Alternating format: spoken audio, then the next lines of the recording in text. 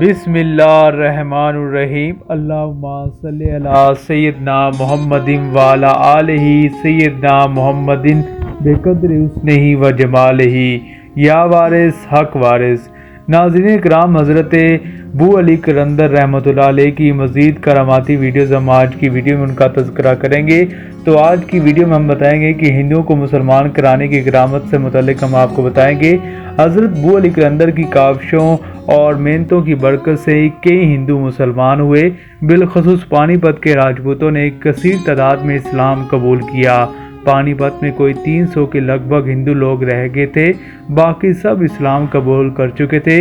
خلیجیوں کی حکومت نے جہاں کہیں بھی راجپوتوں کی ریاستی حکومتیں ختم کی تھیں، آپس کی لڑائیوں میں ایک کثیر تعداد راجپوتوں کی ماری گئی۔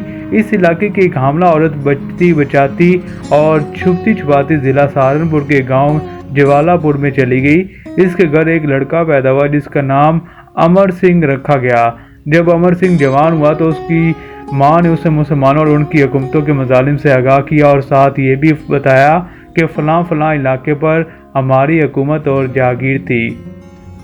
امر سنگھ نے ماں سے وعدہ کیا کہ وہ نہ صرف مسلمانوں سے اپنے آباء و اجداد کا انتقام لے گا بلکہ اپنی کھوئی حکومت بحال اور جاگیروں کو واگزار کرائے گا۔ اس کام کے لیے امر سنگھ اپنے گھر سے نکلا اور دریائے جمنا کے کنارے کشتی کے انتظار میں کھڑا ہو گیا۔ اب اتفاق کی بات ہے کہ امر سنگھ کی درخشاں قسمت اتنی تیز تھی کہ دریا کے اسی کنارے پر قریب حضرت بو علی عبادت میں مشغول تھے۔ کافی دیر امر سنگھ ان کو نماز ادا کرتے دیکھتے رہے۔ جب آپ سلام پھیر کر نماز سے فارغ ہوئے تو آپ کی مقناطیسی نگاہ امر سنگھ پر پڑی۔ آپ اس کو دیکھ کر مسکرائے اور اپنے قریب بلایا اور نام پوچھا۔ اس نے نام بھی بتلایا اور اپنی آمد کے اغراض و مقاصد بھی بتلائے۔ حضرت بو علی قلندر نے اس کو بتلایا کہ اگر تو اسلام کے حلقے میں داخل ہو جائے تو تیری زندگی کے سارے مقاصد بلا کم و بیش پورے ہو جائیں گے۔ امر سنگھ نے جب یہ بات سنی تو مسکرا کر کہنے لگا، اے محترم بزرگ، آپ بھی کمال کی بات کر رہے ہیں۔ جائیدادیں اور جاگیریں تو پہلے جا چکی ہیں، اب اسلام قبول کر کے اپنے دھرم سے بھی چلا جاؤں گا۔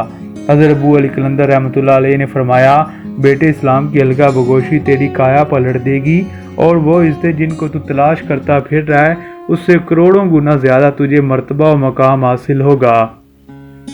امر سنگھ آپ کی شگفتہ گوئی سے متاثر ہو گیا، مگر اس نے عرض کی کہ میری ماں زندہ ہے اور اس کی اجازت کے بغیر میں کوئی فیصلہ کرنے سے قاصر ہوں۔ حضرت ابو علی قلندر رحمۃ اللہ علیہ نے اس کو اجازت دی اور فرمایا، جا اپنی ماں سے اسلام میں داخل ہونے کی اجازت لے کر آ۔ لڑکا گھر واپس پہنچا تو ماں سمجھی شاید کشتی نہیں ملی، اس وجہ سے امر سنگھ واپس آ گیا ہے۔ جب اس کو پتہ چلا کہ بات قبول اسلام کی ہو رہی ہے تو اس نے تفصیل سے امر سنگھ اور حضرت بو علی کی ملاقات کا قصہ سنا۔ ابھی بات چیت ہو رہی تھی کہ امر سنگھ نے اپنے پہلو میں حضرت بو علی قلندر رحمۃ اللہ علیہ کو کھڑا پایا اور اپنی ماں کو بتلایا کہ یہ وہ بزرگ تھے جنہوں نے مجھے دعوت اسلام دی ہے۔ امر سنگھ کی ماں نے بھی حضرت بو علی قلندر رحمۃ اللہ علیہ کو دیکھا اور بیشتر اس کے کہ کوئی بات کرتی تو حضرت نے فرمایا، اے خاتون، تو اپنے فرزند کو اسلام میں داخل کر دے۔ عورت مرحوب تو پہلے ہی ہو چکی تھی مگر اپنی مشکلات بیان کرتے ہوئے بولی، یا حضرت، مجھے امر سنگھ کو مسلمان ہونے کی اجازت دینے میں کوئی تعمیل نہیں، مگر پریشان ہوں کہ امر سنگھ میرا اکلوتا فرزند ہے، اگر یہ مسلمان ہو گیا تو برادری اس سے رشتہ ناتا توڑ دے گی۔ حضرت ابو علی مسکرائے اور فرمایا کہ تیری ساری برادری ہی مسلمان ہو جائے گی، پھر رشتہ ناتے کی کیسی فکر۔ امر سنگھ کی ماں نے گزارش کی کہ حضرت پھر ابھی سے امر سنگھ کو مسلمان کر لیجئے، مجھے کوئی عذر نہیں۔ یہ سن کر وہاں سے ابو علی غائب ہو گئے۔ جب امر سنگھ اجازت لے کر دریا کے کنارے واپس پہنچے تو حیران رہ گئے کہ ابو علی قلندر تو وہاں بدستور نماز پڑھ رہے تھے۔ امر سنگھ نے پہنچتے ہی حضرت کے قدموں میں سر رکھ دیا اور عرض کیا کہ یا حضرت، مجھے ابھی مسلمان کر لیجئے، میری مادر محترم نے مجھے مسلمان ہونے کی اجازت دے دی ہے۔ یہ واقعہ ابھی بتا رہے تھے تو اسی وقت امر سنگھ کو مسلمان کیا گیا اور اس کا نام اسلامی نام امر اللہ خان رکھا گیا۔ کچھ ہی عرصہ بعد امر اللہ خان کی خاندانی جاگیریں بھی واگزاشت ہو گئیں اور اس کے ننیان کے سارے لوگ بھی مسلمان ہو گئے اور اس کی شادی بھی اسی کے خاندان میں ہو گئی۔ اور اللہ نے امر اللہ خان کو 3 بیٹے بھی دیے جن کے نام بالترتیب شہاب الدین، دولت خان اور شہباز خان تھے، اور ان تینوں کی اولادیں پانی پت میں آج بھی موجود ہیں۔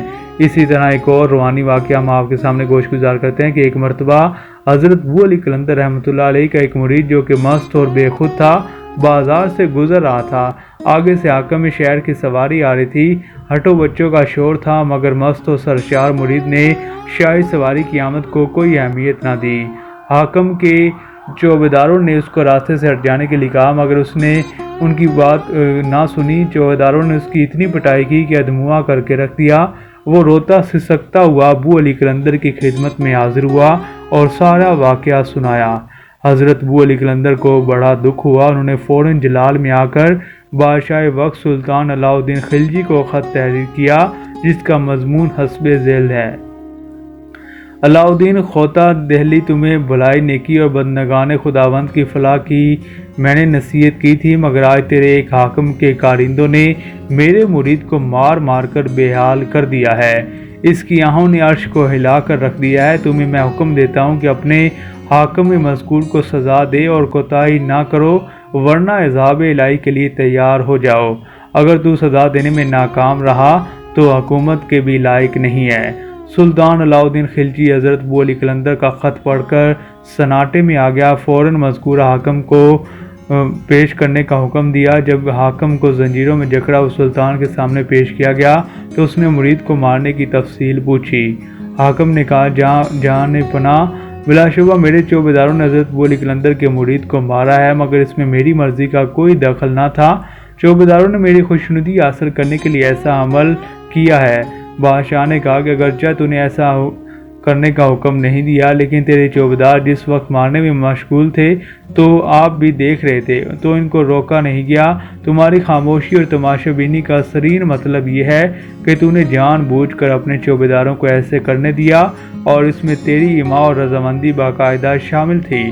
حاکم بادشاہ کے ارادوں کو بھانپ گیا اور رونے لگا، میں بے گناہ ہوں۔ سلطان نے کہا، تو میری نظر میں حضرت ابو علی قلندر کی اور ان کے مرید کی نظر میں گناہ گار ہے، اور ان کا گناہ گار خدا اور اس کے رسول صلی اللہ علیہ وسلم کا بھی گناہ گار ہے، اور ایسے گناہ گار کو معاف کرنا کہاں کی عقل مندی ہے۔